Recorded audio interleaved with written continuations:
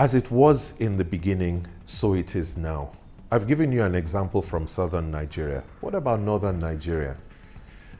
Did you know that the Trans-Sahara slave route also linked places like Borno and Chad with places like Morocco, Sudan, and so on? There were several routes through the Sahara Desert.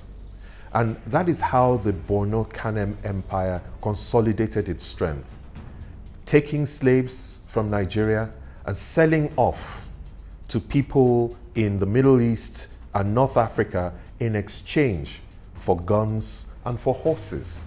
And that is how the Kanem-Bornu Empire was able to consolidate itself for a number of centuries.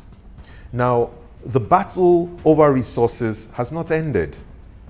Everything still seems to revolve around that. Take, for example, the recent Boko Haram issue.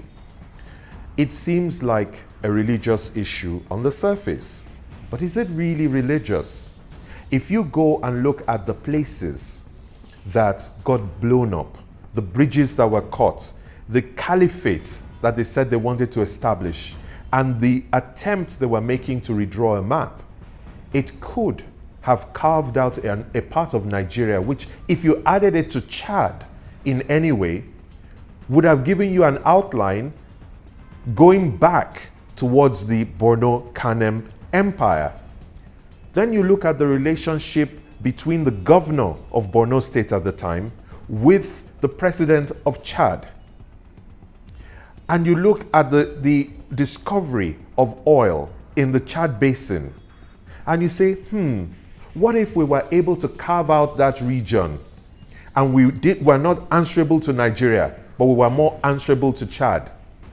Will we not have a Kanem Empire of sorts?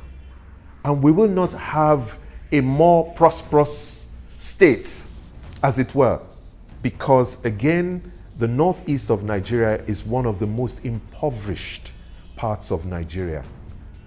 And as you will find, that when there's a lot of poverty and there's a lot of elite manipulation of what is possible, some of the responses have been towards secession and a call for secession.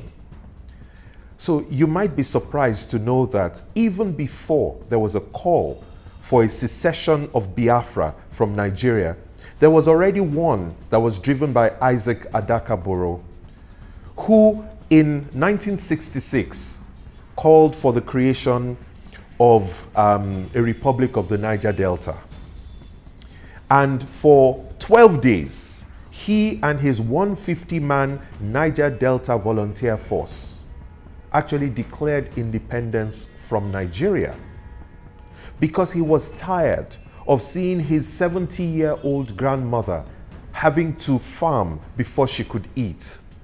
He kept calling on other people in the Niger Delta that these resources, the oil that is being pumped out from your veins every day, shouldn't you rise up and do something about it? Because he was sick and tired of the lack of development, even though he could see a lot of oppression.